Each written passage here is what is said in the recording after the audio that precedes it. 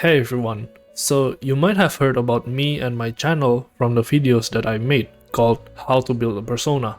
After 4 videos of the How to Build a Persona series, I've just realized it now that I haven't explained to you guys how exactly the Velvet Room works.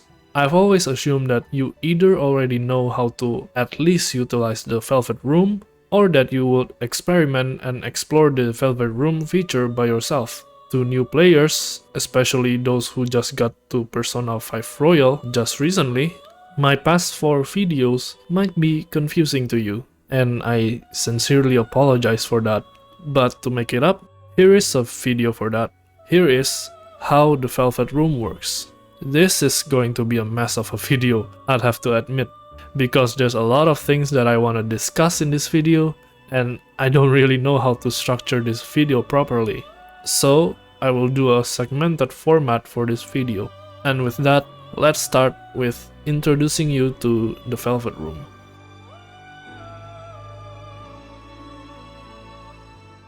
This is the Velvet Room. The Velvet Room in Persona 5 Royal is said to aid to your main character's rehabilitation, whatever that means. I don't want to dig deep into that lore, since that it will be considered spoilers.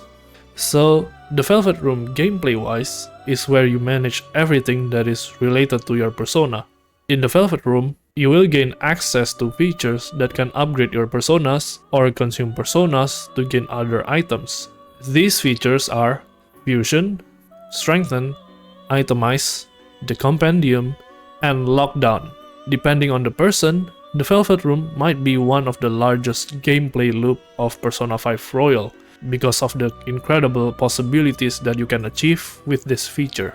Or that this might be a little bit too confusing to players, so that they might just skip it entirely. I'm gonna try to explain a lot about the Velvet Room, so that you are encouraged to at least try the Velvet Room features to reach numerous possibilities from using this feature. And with that said, we'll start from the most important feature of the Velvet Room, the Fusion system.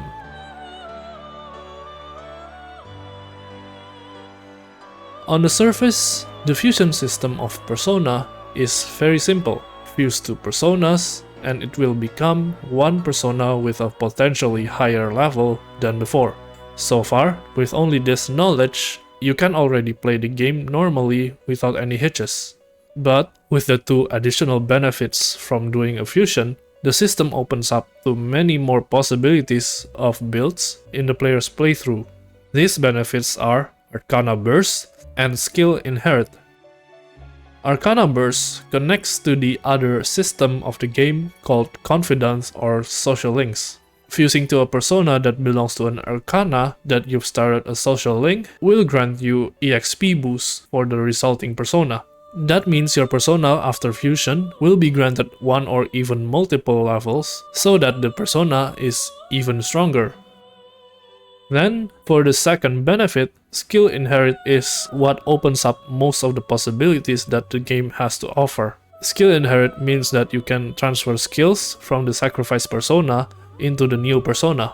This means that you can transfer whatever skills you want into your new persona, which is great because it creates a lot of build diversity that can be reached, and it is all depending on what you deem to be the best approach to the game, aka play at your own pace. All of these benefits are there even if you are not searching for a specific persona to fuse. Now, this might be unfortunate for some people, but the fusion system does not guarantee you to get what persona that you wanted to get. The game even compensates with a menu that searches every possible results according to the pool of persona you have, but that's as far as it gets. Now, how do you make sure to get a specific persona from the fusion system? Well, this is where the system gets complicated. So, here's a rundown on how to get a specific persona using the fusion system. I'm not gonna sugarcoat it though. This system might be complicated to some. So if you don't want to think that hard and just get to the results, you can always use the fusion calculator. I will link down the fusion calculator website below in the description. But if you're curious on how the game calculates the fusion system, then let's continue.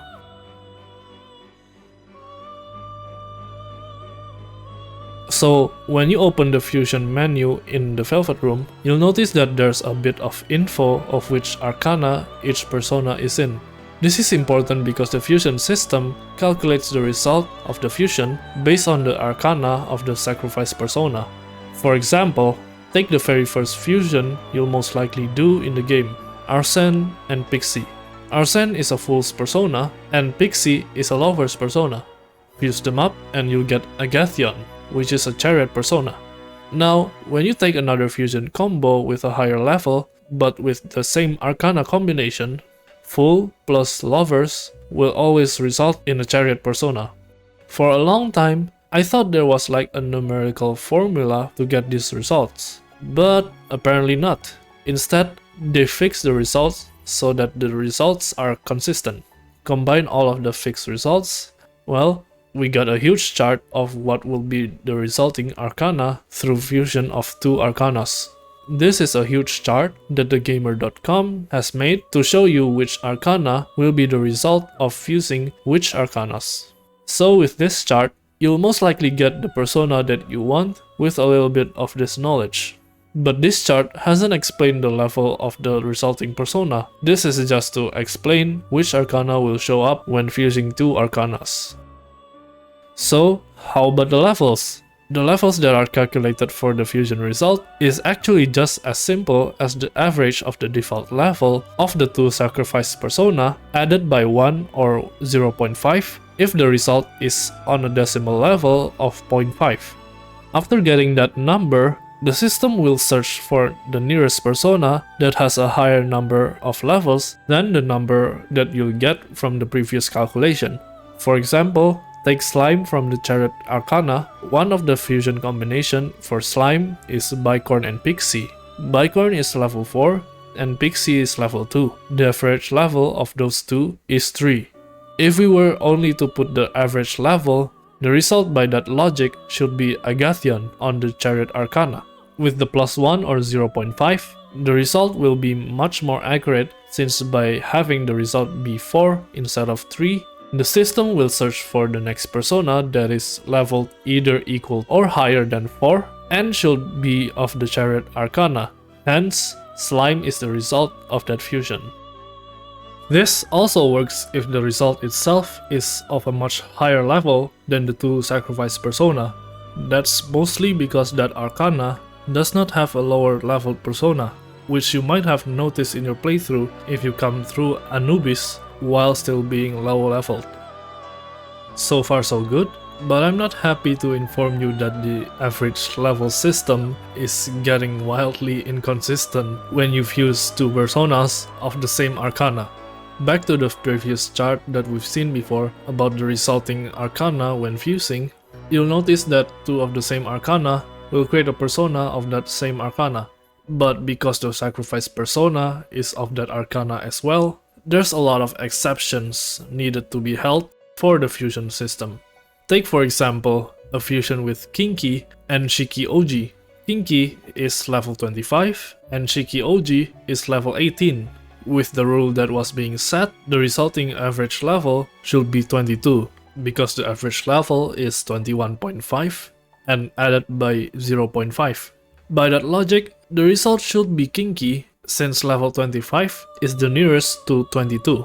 But because Kinky is the sacrifice persona, the resulting persona shouldn't be Kinky again. So there is somewhat of a rule here that the result, if this happened, will go to the nearest level to 22, but it goes down in level instead of going up. So in this case, Slime is the result of using Kinky and Shiki OG. Have another example. Let's say we try to fuse White Rider and Agathion. Both are of the Chariot Arcana and are level 38 and level 3 respectively. By the previous formula, you'll have an average number of 21 with 20.5 as average plus 0.5. By that logic, the resulting persona should be Kinky because it's the nearest persona from 21 to level 25. But the actual result is Shiki OG instead, which shows its incredible inconsistency that I myself can't even understand the system myself. Hey editing me here. Sorry for the abrupt interruption. I just recently found out the pattern for this particular exception. So for fusion with the same arcana, whatever the resulting numbers are, they will always go search for a lower leveled persona instead of a higher leveled persona. So by this pattern, you'll know that fusing personas of the same arcana won't be good for your overall strength. So keep that in mind. And yeah, that's it I guess. Back to the video. So what do we get from learning the system? We learned that you should just use the fusion calculator. Joking aside, with learning the system, you can at the very least predict or plan out what personas that you can make with the ingredients that you have currently. The huge nature of the system and the numerous inconsistencies are the reason why this system has a huge amount of possibilities that each player can reach. And this is not counting the fusion system regarding the treasure demons. And well, speaking of that, let's talk about the treasure demon fusion.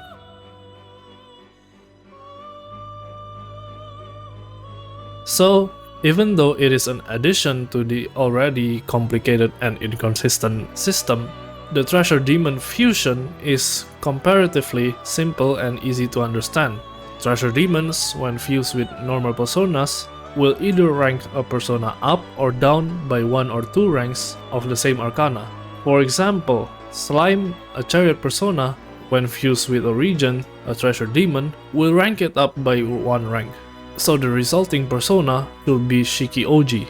But keep in mind though, because the treasure demon fusion keeps in consideration of the current level of your persona instead of your fixed default persona level. So take the last example but with a level 20 slime. When fused with regent, you will get Kinky instead. Because slime is considered a higher tier than Shiki OG because of the level is now higher than Shiki OG's default level.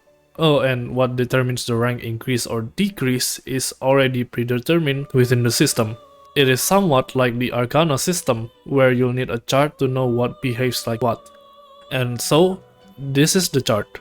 The chart is publicly available in the Megami Tensei wiki, and I'll put the link down in the description. Treasure demons can also be fused with another treasure demon, in which the result is already predetermined as well. The chart can be viewed on the same page as the wiki page for the treasure demon chart, or if preferred, just use the fusion calculator that I've mentioned before. And that is arguably the heavy loaded system covered. The rest are pretty easy to understand.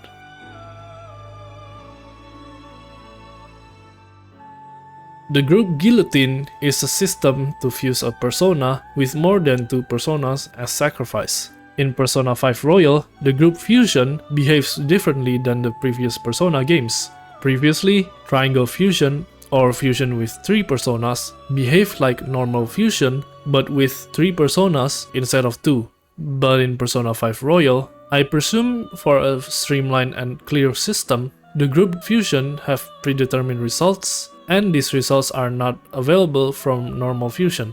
So you'll see a lot of iconic and more powerful personas in here, most notably Yoshitsune or Michael. Those are just examples that I remember. There's a lot of powerful personas from this system, so make sure you check them out once in a while. Accessing the group Guillotine requires you to engage a social link/confidant with the Twin Wardens, so it is important to take their confidant into consideration. The 3 next features of the Velvet Room are new to Persona 5 Royal. While some of them existed in a different manner in previous Persona games, Persona 5 Royal solidified it and made it a mainstay of the Velvet Room. Hopefully a mainstay for future games.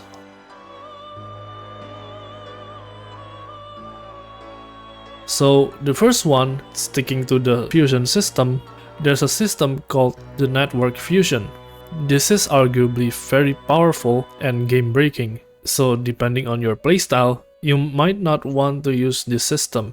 So, Network Fusion is basically a normal fusion system, but you only take one of your persona as sacrifice, and essentially borrow other players' persona and fuse them together. The borrowing aspect is on paper a fun and interesting way to incorporate the community into your builds, but as far as I know, there's no level limit to which persona that you can borrow in the system, so the resulting persona may be a much stronger persona. Other than that, you are also free to inherit the skills that are from the borrowed persona. That means if you manage to find someone with a highly built persona with very strong skills, you can inherit those to your persona, which essentially made your persona very strong. Furthermore, by fusing with the network fusion, the system may sometimes grant you another skill that cannot be obtained elsewhere. So either way, make sure you check it out sometimes. But I guess the network fusion is compensated by the fact that it is available only once per in-game day, so you can't spam it out in one go, especially when you are in a palace or in mementos. The network fusion won't be available until the 5th palace, so it is somewhat compensated that the game only grants you this system when you are relatively at a high enough level.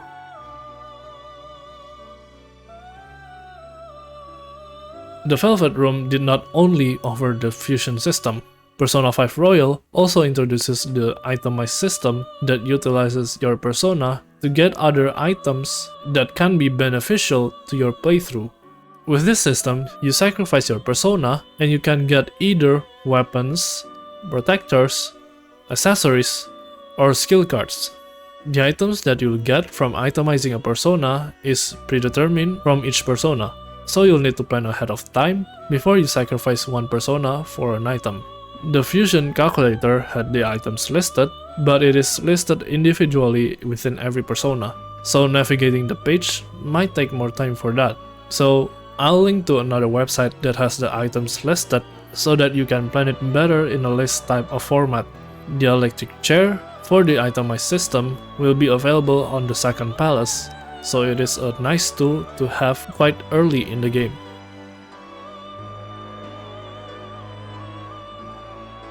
A new feature to Persona 5 Royal as well, the Velvet Room offers another feature to strengthen your persona other than fusion called the Gallows.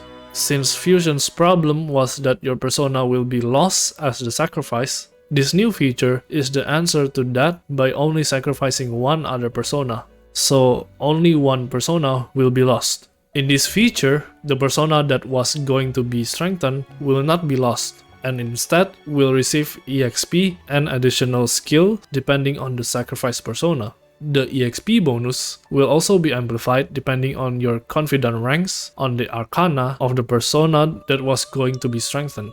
So think of it like you directly inject an additional boost to your persona. The skills that are granted as well depend on what the sacrifice persona had, but the skills to be granted is only going to be one and is randomly chosen after the strengthening process ends. Hi, editing me again. Just wanna say I completely missed out on the really important system about inheriting skills, and this affects both strengthen and fusion as well. So apparently there's this thing called the inheritance type, and it dictates whether or not a skill can be inherited to a persona, and all of it is based on the persona's element. There's a chart that I found in the Megami Tensei wiki, so I'll also link to that in the description. Shout out to this guy in my comment section just recently that mentioned this, so that I can find out about this whole system before the video is live. So thank you for that.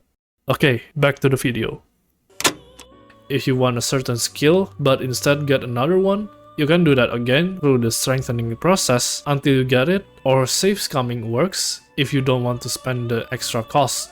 Keep in mind that strengthening a persona can only be done once per in-game day per persona. So in the end, save scamming might be the ideal way to get the skills you want for a persona. The Gallows system will be available on the 4th palace.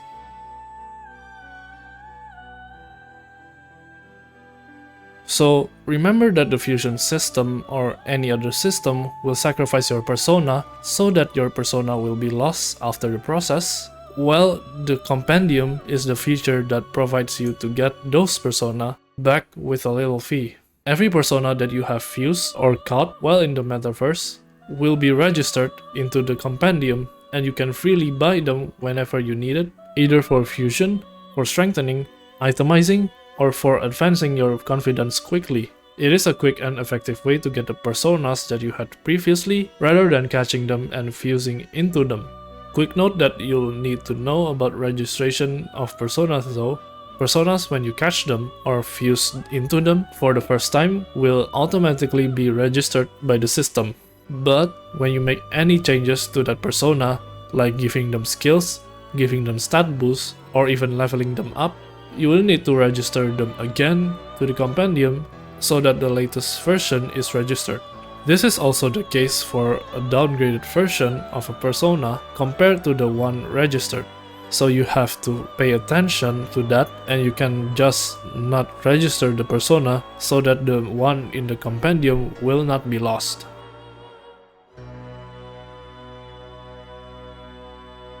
The lockdown system is also a new feature of the Velvet Room for Persona 5 and Persona 5 Royal. This feature will grant the persona that you wanted a hefty amount of stat boosts and occasionally grant you skills depending on the persona itself. So you'll have to put a persona into the cell and you have to wait for a certain amount of in-game days, and the persona will get boosts in stats and get specific skills. While inside the cell, the persona can't be used in battle though, so you'll need some time management for that. You'll also have to keep track of the time and the notification from the wardens, because locking a persona down for a long time will make you lose that persona. And as I said, the wardens will call you on your phone to notify you about the persona in lockdown. So on that day, you have to release them from lockdown. The benefit is great for strengthening your persona since it grants you quite a lot of stat points and a skill for sacrificing basically nothing but your in-game time. It is somewhat of a great alternative to the Gallows system, but with different sacrifices. Oh, and speaking of stats, you can further improve the stat gain from using the lockdown system by using incense that you can gather either from the metaverse, itemizing, or from a store in town. It is generally better to do a lockdown when you have an incense, since the stat boost is so good for that occasion. The lockdown system is only available when you increase the confidant rank of the Twin Wardens to 3, so make sure to rank them up whenever you can.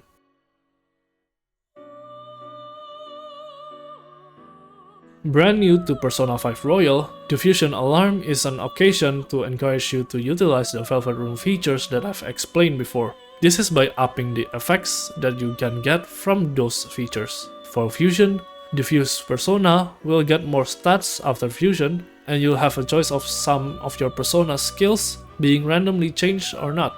The skills that will be changed are highlighted in red and shaking after the fusion. For Itemize, the items that are offered after itemizing will be stronger than normal. And for skill cards, they are usually a higher tier of skills than the normal ones. That is why I've been saying a lot about itemizing something on the Fusion Alarm on my last videos. For strengthening, you'll gain more EXPs and a chance to get 2 skills to be transferred instead of just 1. All of these are powerful boosts to your personas. However, the process will have a higher rate of failing when on a Fusion Alarm. Failing a process will kick you out of the Velvet Room after the process, and the Fusion Alarm will end. Furthermore, the results may be different from what you expect it to be. Failing a fusion will give you other random persona appropriate to your level, but keeps your inherited skills.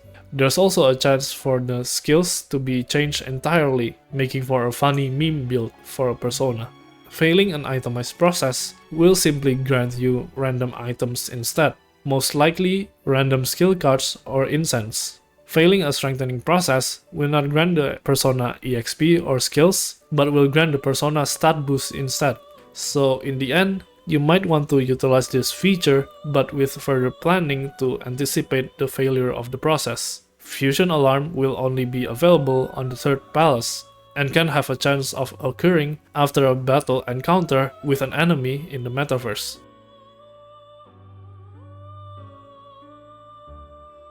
There's also a brand new feature to the Velvet Room introduced in Persona 5 Royal called Special Battles. This is not accessed through Igor, but accessed through talking with the wardens inside the Velvet Room. These battles are like challenge battles, where you have to rack up points from the specified rules to get the rewards. The rewards are pretty worth it in my opinion, so make sure you try it out if you feel like you are strong enough to do them. There's a specified level for each battles, so make sure you try them out on that level.